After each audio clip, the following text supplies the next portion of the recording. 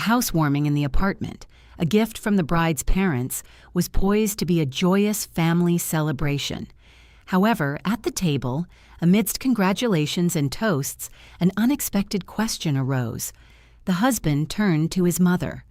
A heavy silence fell, and then the young wife's father slowly rose from the table to set everything straight. Hello, dear listeners. I'm delighted to welcome you to my channel. I present to you a new and engaging story. Enjoy listening. The mother-in-law arrived 3 hours before the scheduled time, naturally, to check everything, assess it all, and interfere with everything. Ksenia heard the doorbell ring while she was on a stepladder, hanging new curtains in the living room. Her hands trembled with exhaustion. She and her mother had spent the entire day scrubbing the apartment after renovations, arranging furniture, and hanging pictures. Her father had promised to arrive by 6, right for the party. But it was only 3, _1, her mother called from the kitchen, where she was conjuring up salads. Ksenia opened the door and saw her mother-in-law. Nelly Fyodorovna stood on the threshold in her usual leopard print trench coat, with a huge bag slung over her shoulder, and a face that clearly indicated she already disliked everything. Quote 2. Ksenia forced out. Ushering her in, the mother-in-law entered, not even taking her shoes off completely, looked around and pursed her lips. Quote 3. That was the first thing she said. Quote 4. Igor emerged from the bedroom, wiping his hands with a cloth. Quote 5. Nelly Fyodorovna removed her coat and tossed it to Ksenia, much like a doorman handing a coat to a cloakroom attendant. Quote 6. Ksenia's mother peeked out from the kitchen, offering a strained smile. Hello, Nelly Fyodorovna. Oh, Lyudochka. The mother-in-law's smile widened, but her eyes remained cold. I see you're already running things here. Well, it's clear who will be in charge of the house. Lyudmila Sergeyevna remained silent, only gripping the knife she was using to slice cucumbers tighter. Ksenia recognized that look. Her mother had been enduring it for the past 3 years, ever since Ksenia married Igor. The mother-in-law strode through the apartment, peering into every corner and opening closets, feeling the draperies, commenting on every little thing. The sofa was too soft, the chandelier was cheap, the bathroom tiles were the wrong shade. Ksenia silently followed her, clenching her fists. Igor pretended to be busy, tightening something in the hallway, even though everything there was already tightened. And why so few rooms? Nelly Fyodorovna finally asked, returning to the living room. It's just a 2-room apartment. Igoryok, you knew I needed a room. Ksenia turned around. What do you need it for? The mother-in-law looked at her as if she were mentally deficient. How? What for? I'll be living with you. Or did you think I'd stay in my own 1-bedroom on the outskirts? Igoryok promised. Igor froze, averting his gaze. Mom, we discussed this. We discussed nothing. We discussed nothing. The mother-in-law's voice jumped an octave. Quote 16. Quote 17. Lyudmila Sergeyevna interjected, emerging from the kitchen. The mother-in-law straightened up. Nelly Fyodorovna clutched her chest. Her face turned red. Quote 22. Igor remained silent. Ksenia saw him hesitate, searching for words, trying to please everyone at once, as always. Quote 23. Quote 24. The mother-in-law stamped her foot. Quote 25. Lyudmila. Sergeyevna sighed heavily and returned to the kitchen. Ksenia stood in the middle of the living room, feeling a surge of helpless anger boiling inside her. For 3 years she had tolerated these hysterics. For 3 years she had listened to her mother-in-law dictate her life, criticize every step, every decision. And Igor was always silent. The guests began arriving at 6. Ksenia's parents, her brother and his wife, several friends, Igor's colleagues. The mother-in-law sat in a place of honor in the living room the entire time, playing the hostess. She greeted guests, accepted congratulations, and recounted how she and Igor had chosen this apartment, as if she, not Ksenia's parents, had put 3.5 million rubles on the table. Ksenia served the food, smiled, poured wine. Internally, she seethed. Igor wasn't by her side. He sat with his friends, discussing football, car work, as if it weren't his housewarming, but just another drunken gathering. When everyone was seated at the table, Nelly Fyodorovna stood up and tapped her glass with a spoon. "Dear guests, I'd like to propose a toast." Everyone fell silent. The mother-in-law straightened up, her shoulders squared. "I'm so happy that my son has finally acquired proper housing. I've dreamed my whole life of him living a decent life. And now, thanks to—" She paused, glancing at Ksenia's parents. Igor gave an awkward grimace. The mother-in-law frowned. Quote 31. The silence became oppressive. The guests exchanged glances. Ksenia's father, Sergei Vladimirovich, sat at the head of the table, slowly twirling his glass. His face was unreadable, but Ksenia knew he heard every word. "Nelly Fyodorovna," Lyudmila Sergeyevna said cautiously, "perhaps it's not appropriate to discuss this in front of everyone." "What's inappropriate?" The mother-in-law raised her voice. "Am I a stranger? I'm his mother. I have the right to live with my son. And anyway, Igoryok," she turned to him, "have you thought about when you'll move my things, or what? Should I hire movers myself?" Igor opened his mouth but said nothing. He sat there pale and with a guilty expression, remaining silent. And then, her father stood up. Sergei Vladimirovich rose slowly, leaning his hands on the table. Everyone looked at him. He was a tall, broad-shouldered man who had worked his entire life as a construction foreman. He spoke rarely, but his words carried weight. "Nelly Fyodorovna," he said in a calm, even voice, "you've misunderstood. This is not your apartment, and it's not Igor's." The mother-in-law frowned. "What do you mean?" "The apartment is registered to my daughter. Ksenia is the sole owner. Igor is registered here, but that's all." Silence descended. Nelly Fyodorovna slowly sank into her chair. Her face contorted, her mouth fell open. Igor froze like a statue. "How is that possible?" the mother-in-law stammered. "That's how it is. My wife and I bought the apartment for our daughter so she would have a safety net, so that no matter what happened, she would have her own home." Sergei Vladimirovich spoke calmly, but there was steel in his voice. "If Ksenia wishes, she can register anyone here. If she doesn't wish to, she won't. It's her right, and hers alone." Nelly Fyodorovna choked on air. Her face turned from pale to red, then back to pale.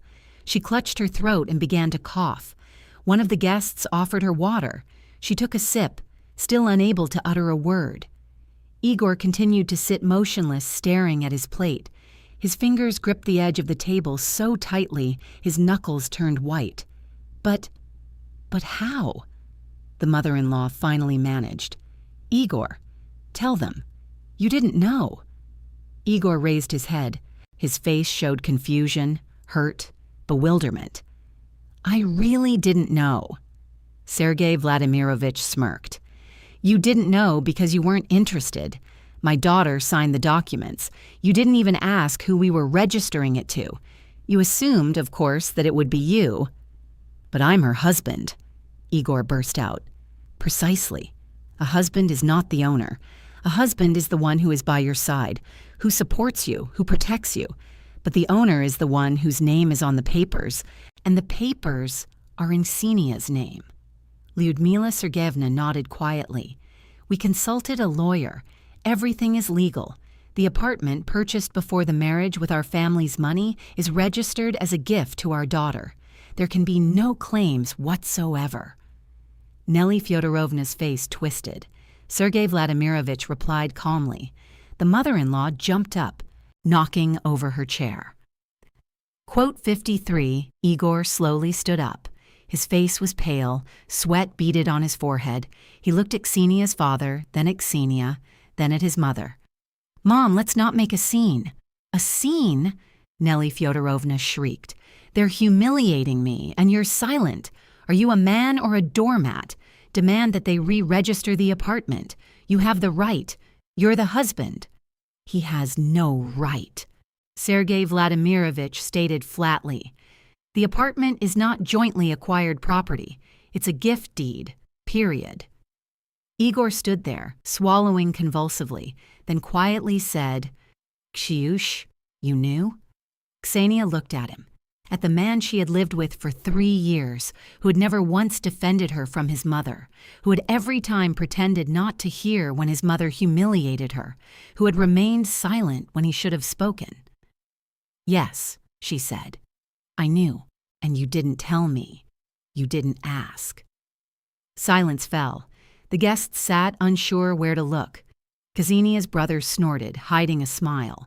Igor's friends stared at their plates. Nelly Fyodorovna grabbed her bag. "I'm not staying in this house. Igor, let's go." Igor stood, shifting from foot to foot. It was evident he was torn between the desire to leave with his mother and the fear of being homeless. "Mom, maybe we should calm down." "I said, let's go, Mom, let's go." "I said it." Igor looked at Ksenia with a pleading gaze. She remained silent. Then he took a step towards the door, stopped, and took another step.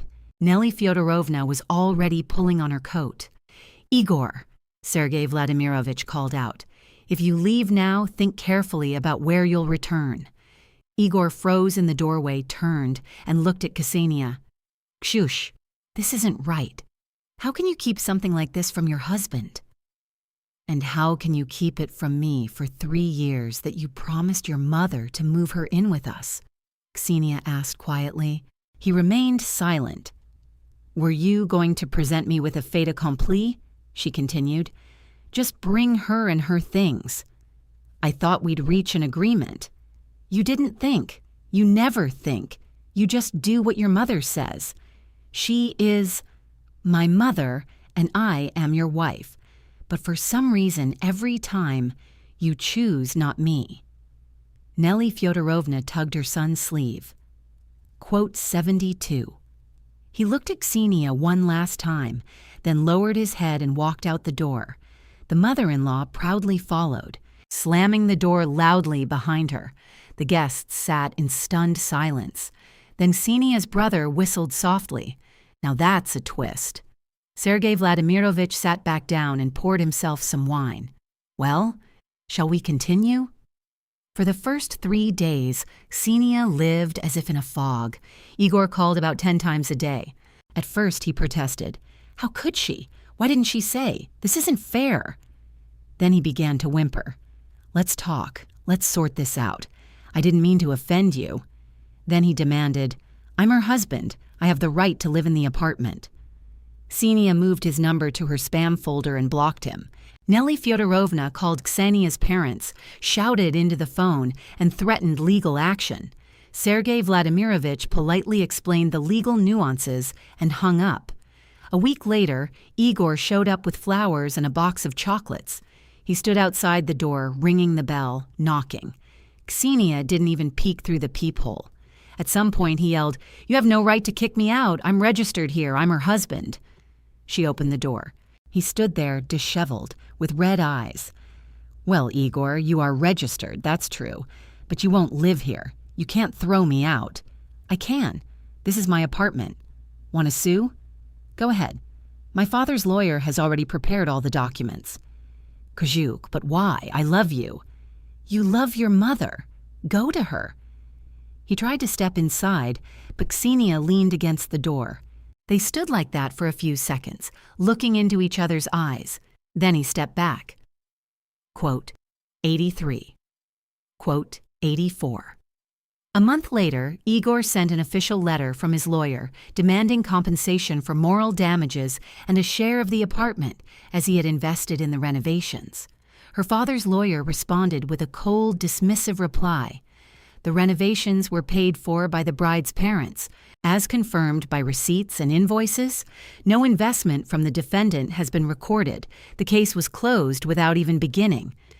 Ksenia filed for divorce. The process took 2 months. Igor did not attend a single hearing. The judge dissolved the marriage in absentia. Ksenia annulled his registration on the same day. 6 months after the divorce, Ksenia encountered Igor in a shopping center. He stood by a phone display wearing a thin, crumpled jacket, with Nelly Fyodorovna clinging to him as if glued. They were arguing about something. The mother-in-law gestured wildly. Igor shrugged apologetically. Ksenia walked past without stopping. Igor didn't notice her, too busy with another explanation to his mother. She went outside and took a deep breath of the cold air. There was no heaviness in her chest, no anger, only a mild curiosity as to how she had endured it for 3 years. At home, she made tea and settled on the sofa with a book. It was getting dark outside, and the apartment was quiet. Her phone vibrated. A message from her father. Ksenia typed a reply. She placed her cup on the coffee table and closed her eyes. Somewhere below, cars hummed. Somewhere, children cried. And here, on the 7th floor, in the apartment with the pale wallpaper that Nelly Fyodorovna had once criticized, it was quiet and peaceful. A silence into which nothing foreign intruded, no demands, no hysterics, no promises made to anyone but her own breath and the distant city noise outside the window. Ksenia opened her book. The lamplight from the very lamp she had bought herself, without anyone's advice, fell softly and evenly on the pages.